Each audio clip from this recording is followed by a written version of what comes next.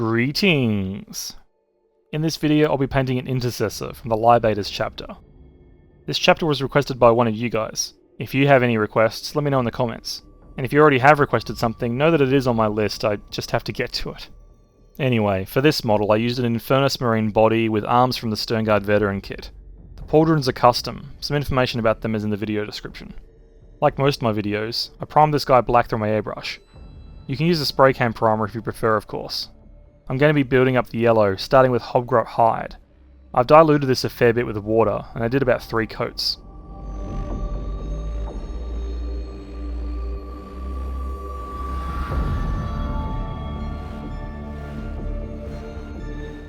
With that undercoat finished, Averland Sunset should only take 2 thin coats to get nice coverage.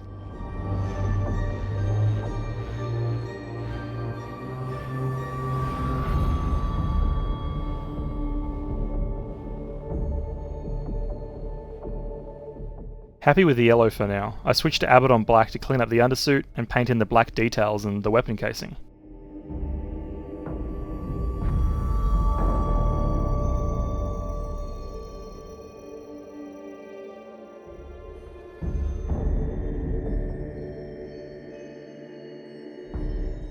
Onto the leather now, doing my usual mix of 3 colours.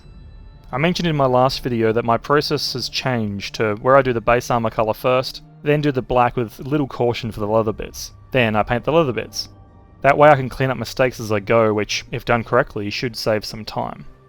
For highlighting, I've gone in with Scrag brown and then Deathclaw brown. I do a glaze over the leather, then paint scratches.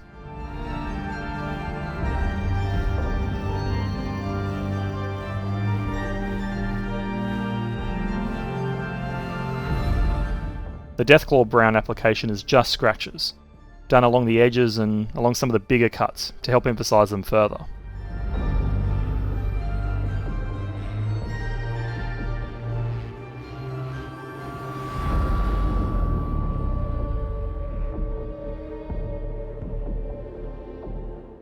Of course, I missed the power pack when I did the black earlier, so I painted that now with Abaddon black.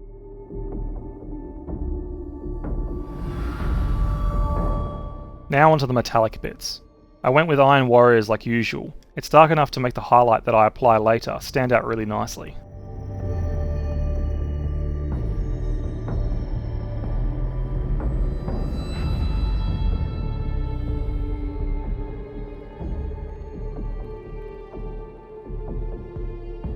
The weapon has some bits that need to be gold, so I went in with Retributor armour for these. The winged crux and the cartridges visible through the magazine window were painted.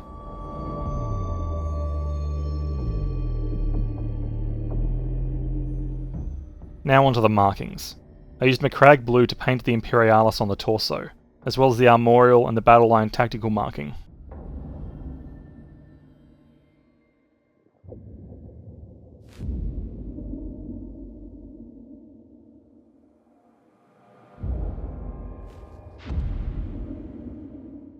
Next, I used some Caledor Sky to highlight these bits. I think this colour is a nice way to highlight the blue without desaturating it like the Caledor blue can do.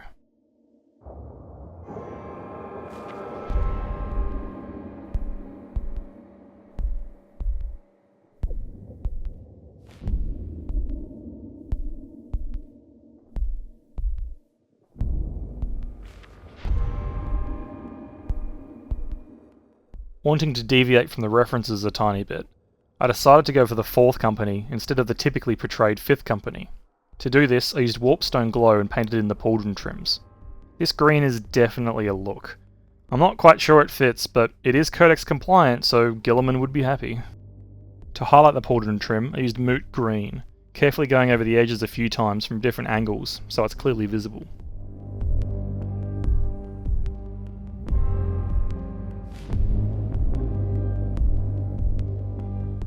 Moving back to the black now, I highlighted it with Mechanicus Standard Grey, going over the trims of the weapon and the power pack.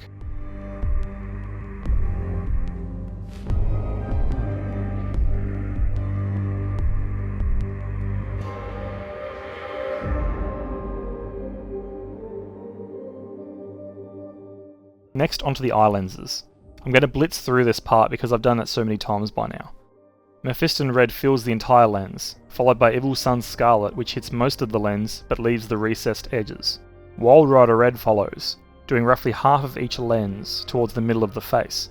Then finally Lugganath orange is used similarly to the Walrider red, but smaller and even closer to the middle of the face.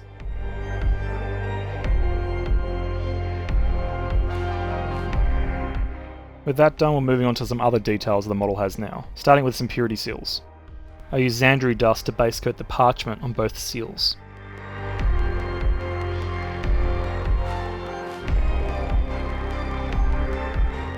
Screaming Skull was used to highlight, going over the edges as well as each raised bit, which kinda mimics a stepped pattern.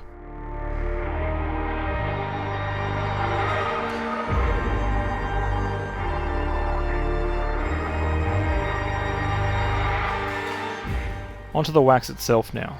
I use Screamer Pink as a base coat, which is followed by Pink Horror.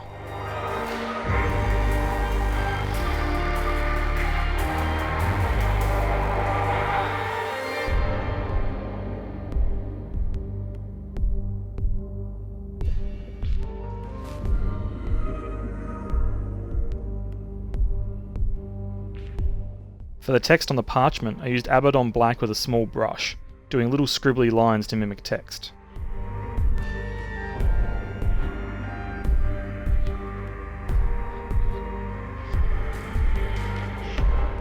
Finally back to the silver now with Runefang steel, going over edges and upwards facing surfaces, as well as dotting any rivets around the model.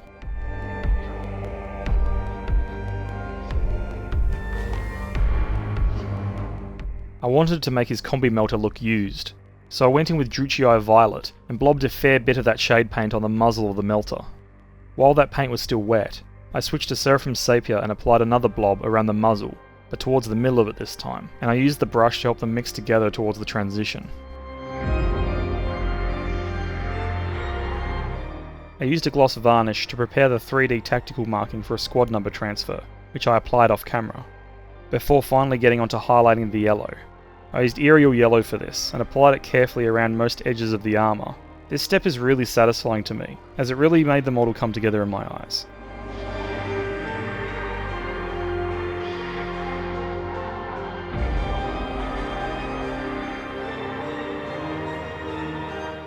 Next, I applied some tiny weathering chips and scratches around the armour with Rhinox hide.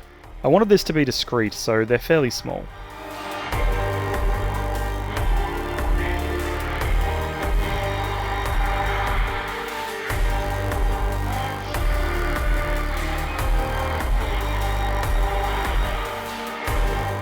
Finally, onto an enamel wash now, with AK's Sepia Paneliner. This was applied carefully into the recesses like they say you should do, though I did let it spill over in some places to help add additional grime. After I left that to dry for a while, I applied my usual basing method and sprayed the model with an ultramatte varnish. And here we have it! An Intercessor from the Libators 4th Company. I think this one's pretty good. I'm happy with each step I executed. The decision to make this guy from the 4th Company, however, was definitely a choice. The green would have been okay if the blue wasn't there, and vice versa. But together I think it looks a bit too... I'm not sure, but it just doesn't sit right. I know there's been some amusing comments in the past about the Imperial Fists with their red trim, which used to be their typical portrayal with their 3rd Company scheme. I definitely understand the switch to black for the 5th Company, for their poster boy company. I think yellow is just a difficult colour to get working with others, especially when you add other supporting colours. All that being said, I'm happy I tried this. I don't think it's bad, it's just odd. I am a fan of the weird colour combinations, especially when they break the commonly held to rules regarding colour theory. I hope you enjoyed this one. If you have any chapter requests, let me know in the comments and I'll add them to my list, especially if you know any chapters with weird and wacky colour schemes. They're very fun to attempt. But anyway, I hope you stick around for the next one.